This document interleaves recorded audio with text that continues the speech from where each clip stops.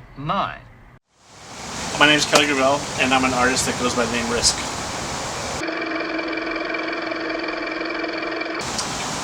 I was born and raised in New Orleans, Louisiana, and I moved out to California probably around 7th or 8th grade. I think graffiti found me. I was a kid in school and I was drawing my desk and writing things, drawing waves, and some kid from New York came in and explained the subculture of graffiti writing to me, and I got hooked from that day. I think I did graffiti every day from that day on the rest of my life.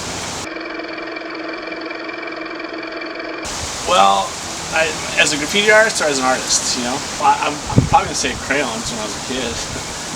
But from there, I think markers. My grandparents told me I did a lot of pieces with markers that said fire out of fire and balloons out of balloons and clouds out of clouds and stuff like that. So I guess markers. And then shortly after that, I went to spray paint to paint haunted houses for Halloween and BMX bikes.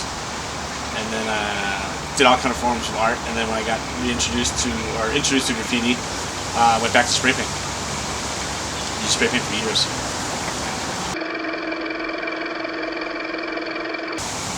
My influences change every day. That's a hard question, because it could be my daughters, it could be anything. It could be the water, the ocean. It could be my girlfriend. It could be anything. It's just it changes all the time.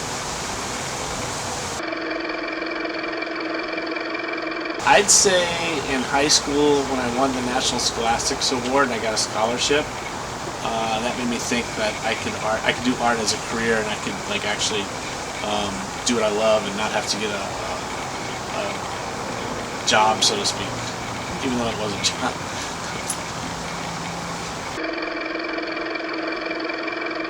I think it's really important. I had my art teachers supported me tremendously. I got kicked out of school a couple times. They told the principals that they sent me on these trips and stuff like that, and they stood up for me. And they gave me something to believe in, and I think support's a big, it's very important, Yeah, I think, more importantly is support's important, but dialogue, just dialogue with artists, and artists collaborating and talking to each other is very important, continuing dialogue. I consider myself an artist that continues dialogue with the Ferris Gallery.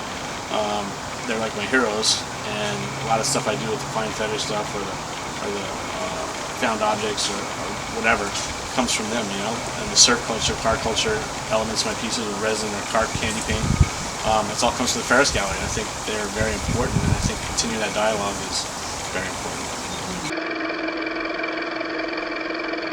I don't know, man, I've had so many people that influenced me tremendously that I consider mentors that really weren't in my life that much, but changed my life, Dennis Hopper was one of them, he told me to get tight and paint loose, and we had this little argument and everything, and it was, whatever, but that really changed my life because my artwork changed after that conversation.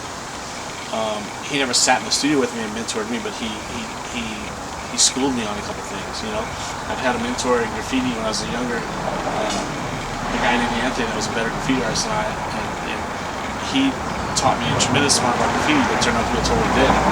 So, he taught me what not to be in life, but he taught me on the elements of graffiti. So, mentors come in all different sizes and shapes, I guess, so, yeah, I don't know.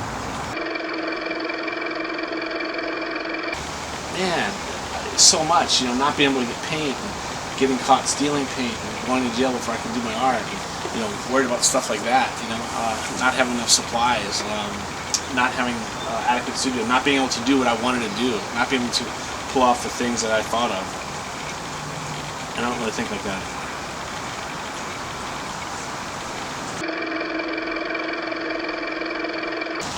A friend of mine, Mark, had the name Chance, and I thought that was the best name in the world because it took chances we painted on freeways and whatnot. And looking back, I hate that name. I think it's a terrible name. But I came with Risk because I was in his room and I looked up at the board game and it said Risk, and I said, I'll try that, I guess. And I didn't think it was, I don't know why I didn't think it was a good name, but now it's like the best name ever. I can't think of another name I'd want more, but yeah, I was trying to mimic my friend Mark's name, Chance.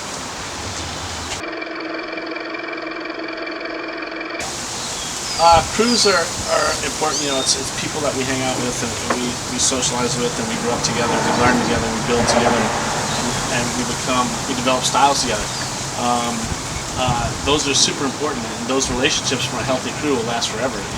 So my crewmates are my brothers, and I've been in multiple crews, and some of them disappeared, some of them haven't. But I think it's a natural progression that it's just like a kid leaving home and starting his own family. You have to leave your crew sometime and start your own art career. But yeah, I think they're in the formative years very important.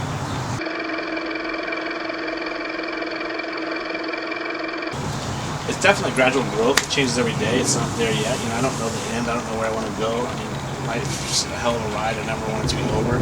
So I don't really know. I mean, there's things that just blow me away that happen. I just keep going. Forward focused. Yeah, I don't know.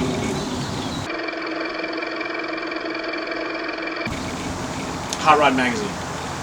Yeah, it was really cool. I did a wall at this place downtown, and Hot Rod Magazine came and they shot a Z28 in front of the wall, and I think I wanted that car at the time, so it was like really cool. And it was funny because the credit on the inside of the thing, even though I had a self-portrait of me and stuff, the credit said whatever the model's name was, whoever the model was, it was a girl, and they're like, such and such does some graffiti. I was like, what the fuck? And they gave her the credit.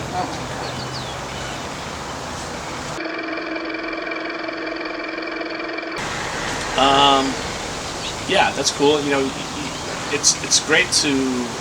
Yeah, I'm very fortunate to have been a Los Angeles graffiti artist and run around Hollywood and have a studio in Hollywood and run around with all these people that grew up to be incredible actors or band members, and go to school with some of these guys, be friends with some of the guys, and or meet them later in life.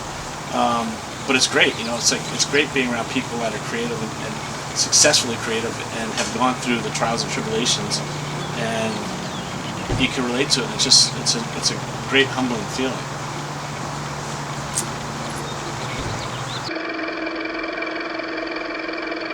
Dealing with bullshit is easy. You just don't deal with bullshit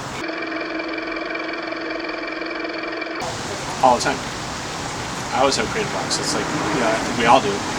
But I think some of the best stuff happens from that. Happy accidents or whatever you want to call it. Getting frustrated, throwing paint, or trying to ruin something, and all of a sudden you see a deconstruction aspect of something and dive into that aspect and it becomes something cool, so yeah.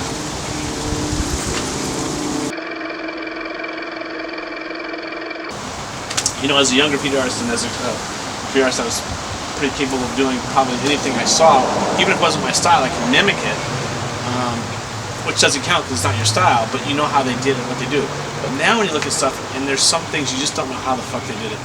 And that's amazing. That's a great feeling to me. Like I think it's like, people hate the internet. And I'm like, yeah, but if it wasn't for the internet, you wouldn't have this competition factor. It wouldn't have accelerated to this level.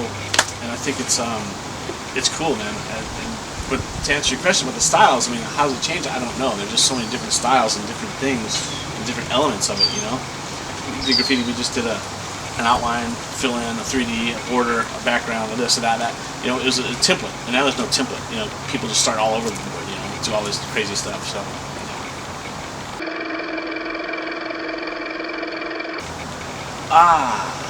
my favorite work, I don't know that I have a favorite, because you always feel like your last piece is your best piece. You think it's so good, and then you go to a week later, you're like, that piece is old. So I don't know that I have a favorite piece. I think the stuff that the neon stuff, I've definitely made a mark with that stuff. So I'm proud of that, and I like that. And it's kind of like my calling card. I don't know if that's my favorite.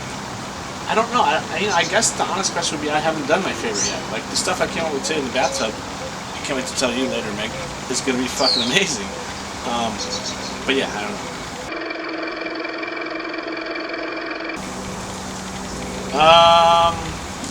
They came to us.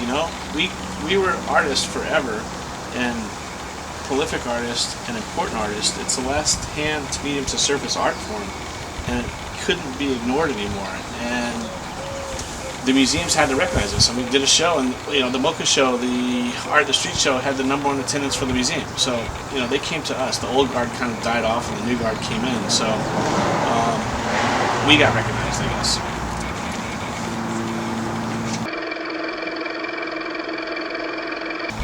That was really easy. That was an easy transition for me because my whole thing when I was a graffiti artist or illegal graffiti artist, I wanted to get bigger and better and more. You know, it's always bigger, bigger, more, more, more, more.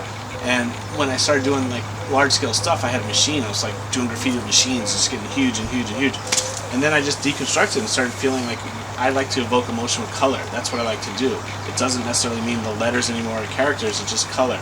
So it was just an easy thing. So if I'm going to do it, I'm going to do it bigger and more. So the building became just a building. It was like, now I need city blocks, or I want city blocks, you know? And you know, I consider that a stepping stone. We'll see in the future where that takes, but like, I'm pretty sure I'll probably get a city block or something really cool in the future, you know? Well, being shot, you know, that was not cool. Stab, shot, stuff like that. I survived that, you know, jail. That was all kind of scary, but I survived it. But that's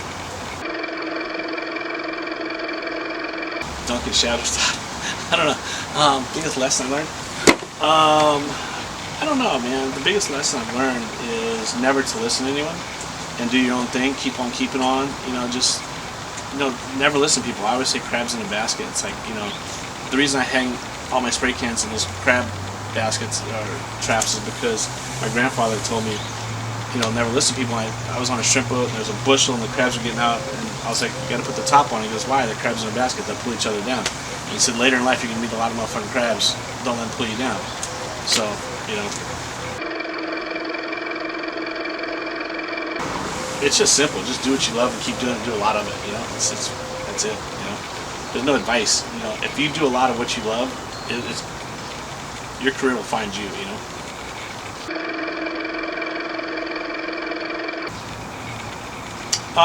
Well, the different types of work, you know, like the public murals, I like to evoke emotional color, you know, I like to uplift things. And I tested that out in Miami, really dilapidated, bad neighborhood, and I went and they didn't like me there. They said, white boy, get out of here and all this stuff, and they threatened me, and someone got killed underneath the lift when I was up on a lift, and it was a rough few days, but at the end they loved it, so it worked. I evoked emotional color, like thank you, and they cleaned up the area, and it was like really cool. So that's what that is. That's what that is. My art, all different things. You know, metallic tissue is my DNA, my imprint on society as an artist. Those cans are all cans I used to paint trains, museums, galleries. It's my metallic tissue, my DNA. The license plates, One Love, different races, colors, creeds, which is a license plate. Metal, hitting metal, that's my ancestry, my history, hitting trains, stuff like that. And then it goes on. So you get in light and space pieces that have another meaning, and organized chaos has another meaning, and you know, there's just meanings, you know.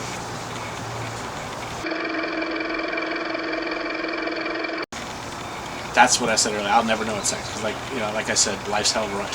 And I think if you know what's next, you kind of know the ride's over, and I never want the ride to be over. So I never look at what's next. I just go by, can I make this happen in this period of time? Can I fit this in? Can I meet this deadline? Is it something I want to do? You know? And this year, I might have said yes to too many things, but you know, it's going to be crazy this year.